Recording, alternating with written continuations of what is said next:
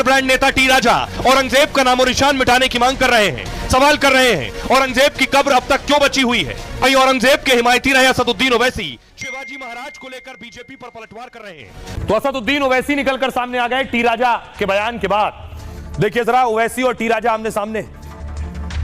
T राजा ने कहा, जिस औरंगजेब ने हिंदुस्तानियों पर जुल्म किया है, हिंदुओं पर अनेक तरह के अत्याचार किए हैं, उस औरंगजेब की कब्र पर कुछ लोग मत्था टेकने जाते हैं।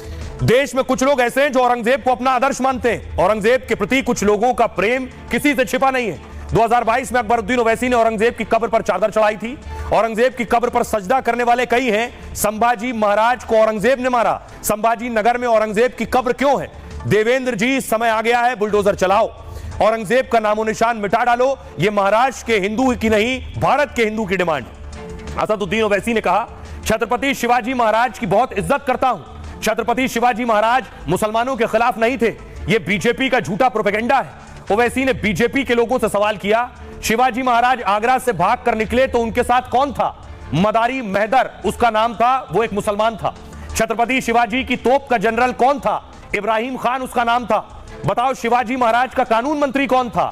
काजी हैदर उसका नाम था। जब काजी हैदर को लेकर कहा गया कि वो एक मुसलमान है, तो शिवाजी महाराज ने कहा, इंसान की काबिलियत उसके काम से है, मजहब से नहीं।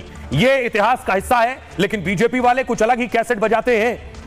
दरअसल शिंदे के टारगेट पर आखिर कौन? शिंदे के टारगेट पर एकनाथ शिंदे पिछले कुछ दिनों से जो बयान दे रहे हैं, वो सुर्खियां बन रही है। क्या वो उद्धव ठाकरे के लिए? अगली तस्वीर में आपको दिखाऊं। प्रधानमंत्री नरेंद्र मोदी जब आए, उनसे मुलाकात की एकनाथ शिंदे ने। तस्वीर बहुत वायरल हुई। एकनाथ शिंदे आए थे जब दिल्ली में शपथ हो रही थी, उस दौरान की तस्वीर आप देख रहे हैं। अगली तस्वीर में आपको दिखाऊं। और उसके बाद एकनाथ शिंदे को सम्मानित किया था शरद पवार साहब ने। उसके बाद बवाल हुआ। उद्धव ठाकरे ने सवाल उठाया कि एकनाथ शिंदे ने उनकी पार्टी तोड़ी है और शरद पवार जो इंडिया अलायंस का हिस्सा है वो सम्मानित कर रहे हैं। अब एकनाथ शिंदे का कहना है कि उन्हें कोई हल्के में ना ले। वो कह रहे हैं कि वो सत्ता पलट सकते हैं और सरकारें पलट चुके हैं। देवेंद्र फडणवीस, चुनाव नतीजे आने के बाद शिंदे सीएम बनना चाहते थे और फडणवीस को सीएम बनाने से शिंदे खुश नहीं थे। काफी मनमनौवल के बाद शिंदे डिप्टी सीएम बनने को राजी हुए। ये वो बात हो रही है कि अगर शिंदे ने फडणवीस के लिए कहा है तो। दावा यह है कि फडणवीस ने शिंदे के कार्यकाल के कुछ ठेके रद्द कर दिए, कुछ परियोजनाओं की जांच के आदेश दे दिए, जिसके बाद शिंदे फडणवीस के बीच तनाव बढ़ गया। जिलेवार मंत्रियों की नियुक्ति को लेकर भी विवाद हुआ। रायगढ़, नासिक जिलों के संरक्षक मंत्रियों की नियुक्ति का मामला। शिंदे गुट की नाराजगी के बाद फडणवीस ने नियुक्ति रोक दी। फडणवीस ने परियोजनाओं की निगरानी के लिए वॉर रूम बनाया। शिंदे ने भी निगरानी के लिए एक अलग वॉर रूम बना लिया। शिंदे कई सरकारी बैठकों और कार्यक्रमों में शामिल नहीं हुए, यह भी दावा है। सरकार बनने के बाद से ही दोनों के बीच नाराजगी की खबरें, लेकिन दोनों ने इसको लेकर कोई बयान नहीं दिया। लेकिन क्या यह शिंदे का बयान उद्धव ठाकरे के लिए था?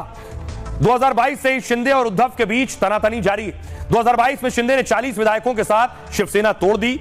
उद्धव ठाकरे की सरकार गिराकर खुद सीएम बन गए। शिंदे ने कहा, कोई उन्हें हल्के में ना ले, और माना जा रहा है शिंदे उद्धव को संदेश दे रहे हैं। कुछ दिनों पहले शरद पवार ने एकनाथ शिंदे को सम्मानित किया था और जिसको लेकर उद्धव गुट ने पवार से नाराजगी जताई थी। शिंदे ने इसको लेकर भी उद्धव गुट को घेरा है। शिंदे ने उद्धव गुट में सेंध लगाने की खुली घोषणा कर रखी है कि ऑपरेशन टाइगर की महाराष्ट्र में बड़ी चर्चा है।